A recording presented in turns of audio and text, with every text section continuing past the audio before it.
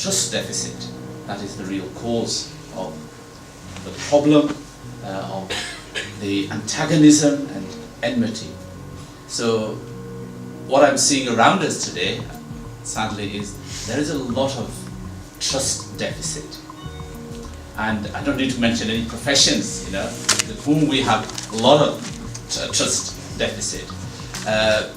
But there is a huge trust deficit between the Muslims and the wider community. And I think the Muslim community itself has to do a lot to engage and to build that trust. I remember at a time when, in the late 70s and 80s and even the 90s, we had huge trust. People wanted to listen to us. Governments wanted to listen to us. But nowadays it's all topsy-turvy, actually. And I think we ourselves have to take responsibility for that. Muslims are supposed to be dais, and we divide humanity in two groups.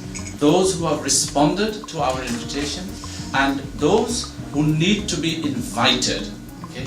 The whole of the world is our actually invitees, and our customers, our clients. How do you treat your clients and customers? So this is a challenge for Muslims. How do we build that trust?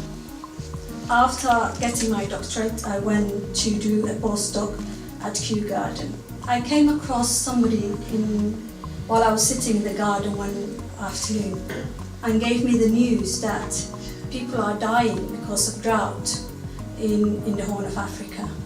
So on my way home, I bought the newspaper. The news was not good.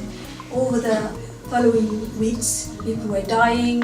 There was so much anger in me, and I felt quite powerless. I had my other initiatives which I developed, which is going to restore a plant in Somalia which will help with food security.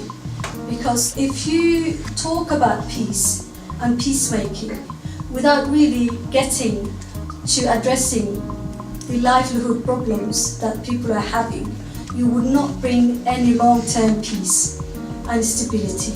So in Africa, Islam looks African. In China, Islam looks Chinese. And in Britain, Islam is British. But what does it mean to be British? And herein is the challenge, here is the question.